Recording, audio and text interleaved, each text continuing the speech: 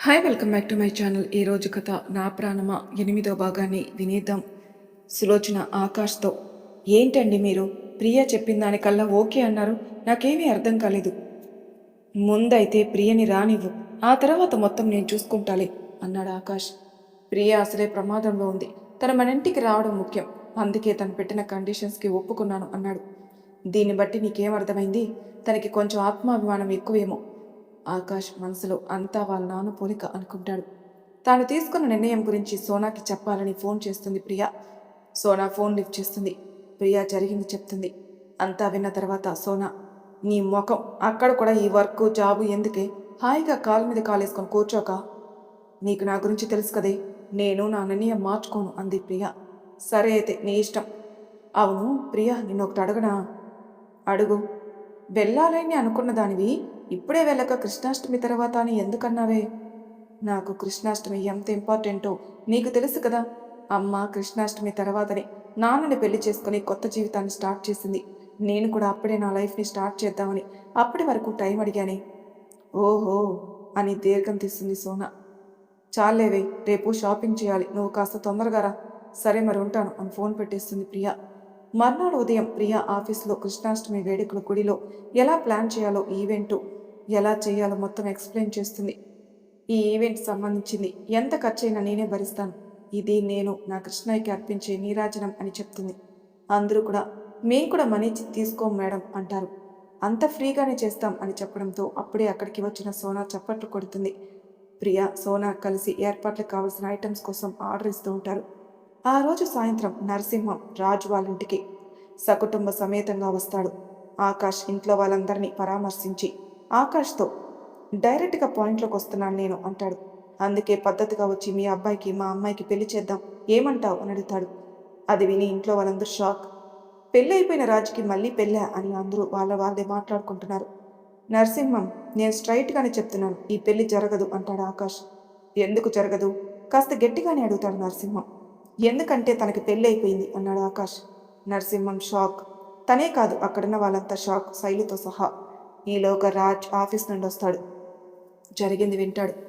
నరసింహం హహహ అని గట్టిగా నవ్వి, ద గ్రేట్ ఆకాష్ మల్హోత్రా గారి కొడుకు రాజ్ మల్హోత్రాది chairman of Malhotra group of companies పెళ్లి జరిగిందంటే నమ్మాలా?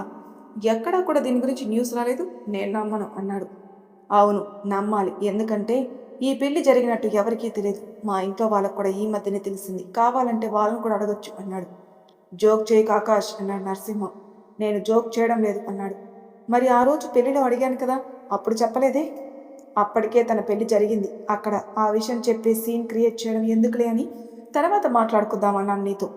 నేను నమ్మను, మీ కొడుక్కి పెళ్ళి అయితే మీ కోడలేది, పిలవండి తనని అన్నాడు. తన వాళ్ళ పుట్టింటికి వెళ్ళింది. ఆకాష్ జరిగింది చెప్పడం ఇష్టం లేక అలా అంటాడు.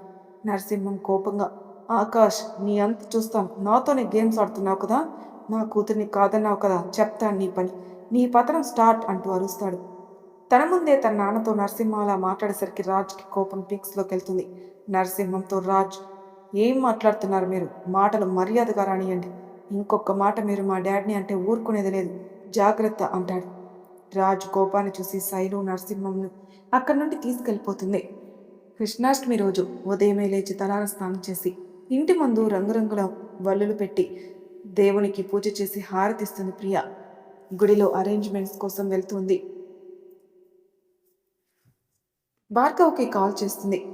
భార్గవ్ ఫోన్ లిఫ్ట్ చేసి, హలో అక్క. భార్గవ్, నీతో అర్జెంటుగా మాట్లాడాలి, వెంటనే బయలుదేరొచ్చాయి. 2 days లీవ్ కూడా తీసుకో. ఎందుకక్క ఇంత అర్జెంటుగా రమ్మంటున్నావు? పనుంది, వచ్చాక చెప్తాను, ఇప్పుడే బస్ ఎక్కి సాయంత్రం వచ్చేయి. సరే అక్క అని ఫోన్ పెట్టేస్తాడు భార్గవ్. మనసులో, అక్క ఎందుకు రమ్మంటుంది, తన పెళ్లి విషయం చెప్పడానికేమో అని అనుకుంటాడు. ప్రిన్సిపల్కి చెప్పి ఫ్రెండ్స్కి బాయ్ చెప్పి బస్సులో బయలుదేరుతాడు. ప్రియా సాయంత్రం వరకు గుడిలోనే ఉండి మొత్తం కంప్లీట్ చేస్తుంది.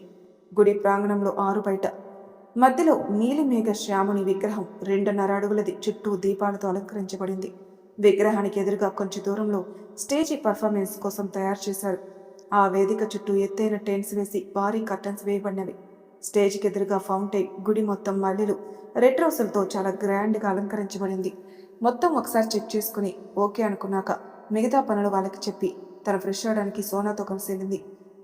కంపెనీ అప్రూవల్ రావడంతో మిస్టర్ ఎక్స్ కంపెనీ స్టార్ట్ చేసి తన ఫస్ట్ ప్రాజెక్ట్ని విజయవంతంగా కంప్లీట్ చేసుకొని ఇంటికి వెళ్ళడానికి రెడీ అవుతూ ఉంటాడు.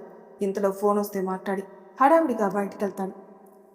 శైలు మిత్రా గ్రూప్ ఆఫ్ ఇండస్ట్రీస్కి సీఈఓగా ఛార్జ్ తీసుకుంటుంది. రాజ్ని ఎలాగైనా సొంతం చేసుకోవాలని అనుకుంటూ ఉంటుంది. ప్రియా ఇంటికి వెళ్ళేసరికి భార్గవ్ వచ్చి ఫ్రెష్ అయి ప్రియా కోసం చూస్తూ ఉంటాడు. ప్రియా భార్గవ్ని చూడగానే హత్తుకొని ఏడుస్తుంది. భార్గవ్ కంగారుతో ఏమైందక్క అని అడుగుతాడు. ప్రియా ఏమీ లేదురా, ఫస్ట్ టైం నిన్ను విడిచి ఇన్ని రోజులు ఉన్నాను కదా, అందుకే నిన్ను చూడగానే ఏడుపు వచ్చింది. మిస్ యూ అక్క అని హక్ చేసుకుంటాడు. ఇద్దరు కాసేపు మాట్లాడుకున్న తర్వాత అక్క ఇంత అర్జెంటుగా ఎందుకు రమ్మన్నావు?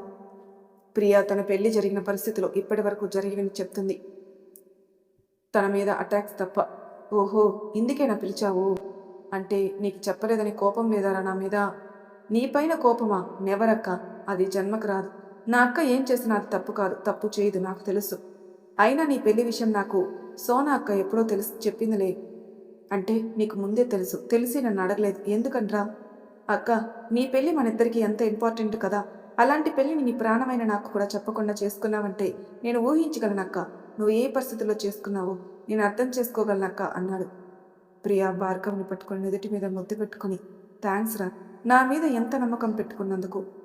అక్క ఇది చెప్పడానికైతే ఫోన్లో చెప్పచ్చు కదా, అయితే ఇంకా ఏదో ఉంది, ఏంటక్క అది? సోనా వైపు చూస్తుంది ప్రియా. నేను చెప్తాను కానీ ముందు నువ్వు వెళ్ళి రెడీ అవ్వు, మనం గుడికి వెళ్ళాలి అని డ్రెస్ ఇస్తుంది సోనా. గుడికా ఇప్పుడెందుకు అన్నాడు. ఒరేయ్ మర్చిపోయావరా, ఇవాళ కృష్ణాష్టమి అంటుంది ప్రియా. భార్గవ్ నాలుక ఖర్చుకొని సారీ అక్క, ఇప్పుడే రెడీ అయి వస్తానని వెళ్ళిపోతాడు.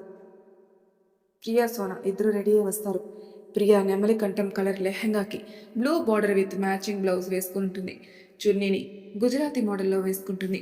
చెవులకి సింపుల్ జుంకాలు, మెడలో నల్లపూసలు, పాకెట్లో సింధూరం పెట్టుకుని సింపుల్గా సూపర్గా చందమామలా రెడీ అవుతుంది. సోనా కూడా రెడీ అయి రెడ్ లెహంగాలో ప్రియాకి ఏమాత్రం తీసిపోకుండా తయారవుతుంది. భార్గవ్ మెరూన్ కుర్తీ వైట్ పైజామా వేసుకుని రెడీ అయి వస్తాడు. ముగ్గురు కలిసి గుడికి వెళ్తారు. గుడి చాలా బాగా డెకరేట్ చేయబడి ఉంటుంది. ప్రియా, సోనా, భార్గవ్ మిగిలిన స్టాఫ్ కూడా అందరూ దీపాలు వెలిగిస్తూ ఉంటారు. ఇంతలో అక్కడికి Sona family, Vasu family, Raj family కూడా వస్తారు. శైలు కూడా వాళ్ళ అమ్మతో వస్తుంది. వాసు ప్రియా వాళ్ళ దగ్గరికి వెళ్ళి దీపాలు ముట్టిస్తూ ఉంటాడు. సోనా ప్రియా వాసుని చూసి విష్ చేస్తారు. భార్గవ్ కూడా విష్ చేస్తాడు. సోనా వాసుతో ఇన్ని రోజులు ఏమైపోయావరా అంటుంది. అని దీర్ఘం తీస్తూ దేవదాసనైపోయా అంటాడు. ఆ మాటకి ప్రియకి బాధ అనిపించి తన పక్కకి వెళ్తుంది. అన్నది చాలే, ముందు పనిచుడు. అవును సోనా, ఈ అరేంజ్మెంట్స్ అన్నీ ఎవరు చేశారు? ఇంకెవరు, మన ప్రియే. దీనికి ఎంత టాలెంట్ ఉందా అనుకుంటాడు వాసు. రాజ్ వాళ్ళ ఫ్యామిలీలో రాజ్ తప్ప అందరూ వస్తారు. సులోచన వచ్చి ప్రియని పలకరిస్తుంది. ప్రియా ఎలా ఉన్నావురా? ప్రియా సులోచన కాళ్ళకి మొక్కి బాగానే ఉన్నానా ఆంటీ. ఇంకా ఆంటీ ఏంటమ్మా, అత్తయ్య అని పిలువు అంటుంది. ప్రియా సరే అని భార్గవ్ని పిలిచి సులోచనకి పరిచయం చేస్తుంది. భార్గవ్ తనని నాకు తెలుసులే అక్క, ఆ రోజు నువ్వు సిక్ అయినప్పుడు నేను డ్రాప్ చేయడానికి వచ్చారుగా, నీకు ట్రీట్మెంట్ కూడా ఇప్పించారు, ఆ ఆంటీనే కదా. నమస్తే ఆంటీ అంటాడు భార్గవ్. కాదురా భార్గవ్, తన అత్తయ్య అంటుంది. భార్గవ్కి అర్థం కాక ఫేస్ అదులో పెడతాడు. వెనక నుండి సోనా భార్గవ్ తల మీద ఒకటిచ్చి మీ బావగారు వాళ్ళ అమ్మరా అంటుంది. భార్గవ్ ప్రియా మొహం చూసేసరికి ప్రియా అవును అన్నట్లు తల ఊపుతుంది. భార్గవ్ సులోచన కాలికి మొక్కి ఆశీర్వాదం తీసుకుంటాడు. సులోచన భార్గవ్ని ప్రియాని ఇద్దరిని దగ్గరకు తీసుకుంటుంది. వాసు ఇదంతా చూసి ప్రియకి ఎంత మంచి అత్త దొరికినందుకు హ్యాపీగా ఫీల్ అవుతాడు. సోనా వాసుని పరిచయం చేస్తుంది. వాసు సులోచనని విష్ చేస్తాడు. పూజ మొదలవడంతో పూజారి గారు అందరినీ పిలుస్తారు. పూజకి రాజు వాళ్ళ ఫ్యామిలీ తరపున కృష్ణయ్యకి ఊయల తీసుకునొచ్చి కడతారు. వాసు ఫ్యామిలీ, సోనా ఫ్యామిలీ కూడా లోపలికి వెళ్ళి పూజలో కూర్చుంటారు. పూజ ముగుస్తుంది, హారతిస్తూ ఉంటారు. అక్కడ ఉన్న వాళ్ళు ఒక్కొక్కరు కృష్ణయ్య పాటలు పాడుతూ ఉంటారు. ప్రియా పాడుతూ ఉంటుంది. ఈలోగా రాజ్ గుడికొస్తాడు. రాజ్ గోల్డెన్ కుర్తీలు రాజకుమారులా మెరిసిపోతూ ఉంటాడు. ప్రియా పాడుతూ ఉంటుంది ఇలా. కృష్ణుడి గురించి పాడుతూ ఉంటే తనకి తెలియకుండానే కంట్లో నీళ్లొచ్చి ఏడుస్తుంది. ఇంకా అక్కడ ఉండలేక బయట ఉన్న కృష్ణుడి విగ్రహం దగ్గరకు వచ్చి ఏడుస్తుంది. రాజ్ ప్రియా గాన మాధుర్యానికి మైమరిచిపోయి వింటూ ఉంటాడు. ప్రియా బాధపడి బయటికి వెళ్ళడం కూడా గమనిస్తాడు. పాడింది ఎవరా అని వెళ్ళి చూద్దామని లోపు ఆకాష్ పిలవడంతో వెళ్తాడు. భార్గవ్ ప్రియా దగ్గరకు ఉంటాడు. పూజారి గారు కృష్ణుడు ఉత్సవ విగ్రహం ఊయల్లో పెడుతుండగా అది పడిపోతూ ఉంటుంది. అక్కడే ఉన్న రాజు వచ్చి పట్టుకుని సరిగ్గా పెడతాడు. విగ్రహం పడిపోవడం, రాజు పట్టుకోవడం ప్రియా చూస్తుంది. మనసులో ఎవరో కానీ మంచి పని చేశాడనుకుంటుంది. అందరూ వచ్చి ఊయల్లో ఊపుతుంటారు. సోనా ఫ్యామిలీ ఊపుతారు, వాసు ఫ్యామిలీ, రాజ్ ఫ్యామిలీ ఊపుతూ ఉంటారు. ఆకాష్ సులోచన జంటగా. అరుణ్ వసుంధర అంటే వీల్ చైర్లో ఉంటాడు అర్జున్. రాజ్ వాళ్ళ నానమ్మ తాతయ్య, రాజ్ వాళ్ళ అత్తయ్య మామయ్య ఇంకా పిల్లలు అందరూ ఊయలు ఊపుతారు. సులోచన రాజ్ని పిలుస్తుంది. రాజ్ వచ్చి ఊయలూపి డిన్నర్ ఏర్పాట్లు చూడడానికి వెళ్తాడు. అందరూ డిన్నర్ చేసి వెళ్తుండగా దీపాలు అక్కడున్న కర్టన్స్కి తగలడంతో నిప్పంటుకుంటుంది. మంటలు లేస్తాయి. బయట కృష్ణుడి విగ్రహం దగ్గర ఈ మంటలు వస్తాయి. మంటల్లో చిక్కుకున్న వారిని ప్రియా, సోనా, వాసు, భార్గవ్, రాజ్ కాపాడుతూ ఉంటారు. ఆల్మోస్ట్ అందరినీ బయటికి తీసుకుని వస్తారు. ప్రియ మాత్రం కృష్ణుడి విగ్రహం తేవడానికి లోపలికెళ్ళి ఆ మంటల్లోకి వెళ్తుంది. సోనా పిలుస్తున్నా వెనుకున్నా వెళ్తుంది. అప్పటికే మంటలు బాగా వ్యాపిస్తాయి. సోనా వాసుకి, భార్గవ్కి విషయం చెప్తుంది. అది విని వాసు భార్గవ్ని ఉండమని తను వెళ్తాడు. అక్కడే ఉన్న సులోచన ఏమైంది అని అడుగుతుంది. సోనా ప్రియ లోపలే ఉందని చెప్పడంతో ఆకాష్కి, సులోచనకి టెన్షన్ అయి ఆకాష్ లోపలికి వెళ్ళబోతుండగా వాసు వస్తాడు. ఏమైంది అక్క ఎక్కడా అని భార్గవ్ వాసుని టెన్షన్గా అడుగుతాడు. లోపల లేదు, ఇంకెక్కడన్నా ఉందేమో చూద్దాం అని బయటంతా వెతుకుతారు. ప్రియ ఎవరికీ కనిపించదు. అందరూ టెన్షన్ పడుతూ ఉంటారు. ఫైర్ స్టేషన్కి ఫోన్ చేసి అప్పుడే అక్కడికి వచ్చిన రాజ్కి అందరూ టెన్షన్గా కనిపించేసరికి ఏమైంది అని అడుగుతాడు. సులోచన ఏడుస్తూ ప్రియ కనపడడం లేదు, అంతా వెతికాం, ఎక్కడా లేదు, తను లోపలే ఉంది ఆంటీ, నాకు తెలుసు, నేను వెళ్తాను అని సోనా అంటుంటే రాజ్ అసహనంతో అసలు ప్రియ ఎవరు, తన గురించి ఎందుకు అంత టెన్షన్, తను లోపల ఉంటే ఈ పాటికి లోపలికి వెళ్ళిన వాళ్ళకి ఎవరో ఒకరు కనిపించేదిగా, తను బయటే ఉంటుంది, వెతుకుదాం పదండి అంటాడు. ఆకాష్ రాజ్ దగ్గరకు వచ్చి గట్టిగా అసలు ప్రియ ఎవరనుకుంటున్నావరా, తను నీ భార్య అని అనడంతో రాజ్ షాక్. సులోచన పిలవడంతో షాక్ నుండి బయటకొచ్చి సులోచన రాజుతో నా కోడల్ని ఎలాగైనా తీసుకుని రారా అని ఏడుస్తుంది. మంటలు ఎక్కువ అవడంతో అందరినీ దూరంగా వెళ్ళమని సులోచన దగ్గరకొచ్చి నీ కోడలికి ఏం కాకుండా నేను తీసుకుని వస్తానని మంటల్ని కూడా లెక్క చేయకుండా లోపలికి వెళ్తాడు రాజ్. లోపల మొత్తం పొగ నిండుకొని ఉంటుంది. మంటల్ని తప్పించుకుంటూ వెళ్తుంటాడు రాజ్. కృష్ణుడి విగ్రహం పట్టుకుని స్లో తప్పి పడిపోయి ఉంటుంది ప్రియ.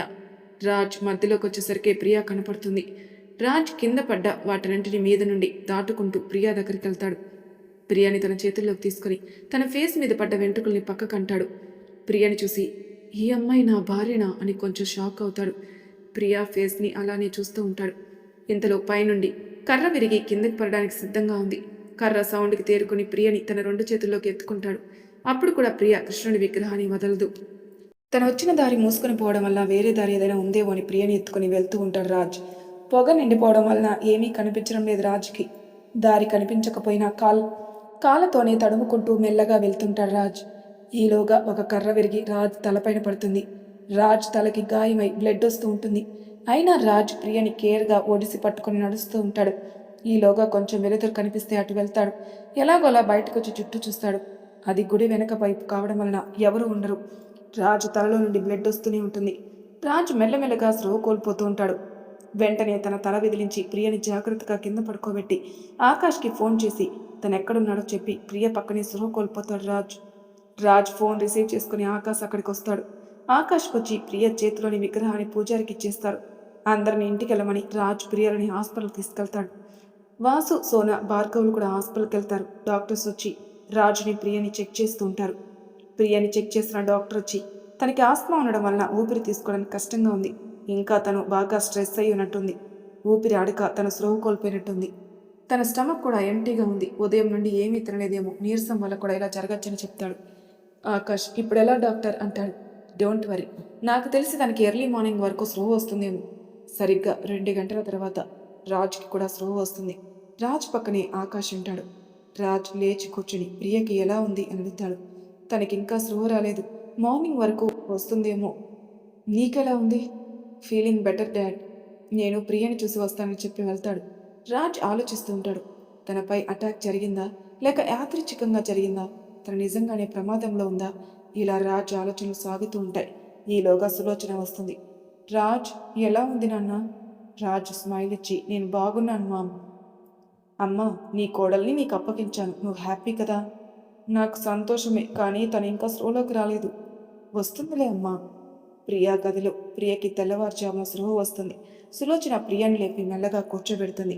సోనా, భార్గవ్, వాసు ప్రియ దగ్గరికి వస్తారు. ఏంటి, నేను వద్దు అంటున్నా లోపలికి ఎలా వెళ్ళావే, ఇప్పుడు చూడు ఏమైందో అని కోపంగా అంటుంది సోనా. నాకేం కాలేదుగా, బాగానే ఉన్నాను కదా అంటుంది ప్రియ. వాసుకి కోపం పీక్స్లోకి వెళ్తుంది. ఇప్పుడు బాగానే ఉండవు, నిన్న మేమంతా ఎంత కంగారు పడ్డాం తెలుసా, వెనక ముందు చూసుకోవా, నీకు ఏం తోస్తే అది చేసేస్తావా అని గట్టిగా అడుగుతాడు. వాసు కోపానికి ప్రియా కళ్ళలో నీళ్లొస్తాయి. నేను వెళ్ళేటప్పుడు కరెక్ట్గానే వెళ్ళాను. నిన్నంతా ఉపవాసం కదా, పైగా లోపలంతా పొగ ఉండేసరికి ఊపిరి ఆడక స్లో తప్పాను అని మెల్లగా అంటుంది. భార్గవ్ ప్రియాని పట్టుకుని ఏడుస్తాడు. ప్రియా భార్గవ్తో, భయపడ్డావా ఈ అక్కకి ఏమవుతుందో అని. భార్గవ్ ఏడుస్తూనే, ఇంకోసారి ఇలా చేయకక్క, నాకు నిజంగానే భయం వేసింది. నాకు నువ్వు తప్ప ఎవరు లేరు, నీకేమైనా అయితే నేను బ్రతకలేనని ఏడుస్తాడు. ప్రియా కూడా ఏడుస్తుంది. ఈలోగా రాజ్ అక్కడికి వస్తాడు. వాసు వెళ్ళి ప్రియకి టిఫిన్ తీసుకుని వస్తాడు. సులోచన ప్రియకి టిఫిన్ తినిపిస్తుంది. ప్రియా తిన్న తర్వాత సులోచన ప్రియతో, ఇప్పుడైనా ఇంటికి వస్తావా అని అడుగుతుంది. రాను అంటుంది. ఎందుకు? ఎందుకో తెలియదాంటీ, నా మనసేమీ బాలేదు. నన్ను బలవంతం చేయకండి. ఒక 2-3 రోజుల్లో వస్తాను ప్లీజ్. అమ్మా, మనం ఇప్పుడే మన ఇంటికి వెళ్తున్నాం, తనతో సహా. అది మీరు నీ కోడలికి చెప్పి తీసుకొని రండి. నేను వెళ్తున్నాను, నాకు అర్జెంట్ వర్క్ ఉంది అంటాడు. ప్రియకి రాజు తెలియకపోవడం వల్ల నేను ఇప్పుడు రాను అని మొండికేస్తుంది. రాజుకి కోపం వచ్చి ఎలా రావో నేను చూస్తాను అంటాడు. ఏం చూస్తారు? ఇది నా లైఫ్, నాకు నచ్చినట్లు ఉంటాను. అయినా నా గురించి డెసిషన్ తీసుకోవడానికి మీరెవరు అని కొంచెం గట్టిగా అడుగుతుంది ప్రియా. ప్రియా అలా అడిగేసరికి రాజ్ కోపంతో తన చేతిని గోడకి గట్టిగా కొట్టి అక్కడి నుండి వెళ్ళిపోతాడు. మరి తర్వాయి భాగంలో ఏం జరుగుతుంది నెక్స్ట్ ఎపిసోడ్లో తెలుసుకుందాం. అంతవరకు నా ఛానల్ సబ్స్క్రైబ్ చేయని వాళ్ళు ప్లీజ్ సబ్స్క్రైబ్ చేసుకోండి. లైక్ చేసి షేర్ చేయండి. మీ అభిప్రాయాలు నా కామెంట్ రూపంలో తెలియజేయండి. Thank you for listening.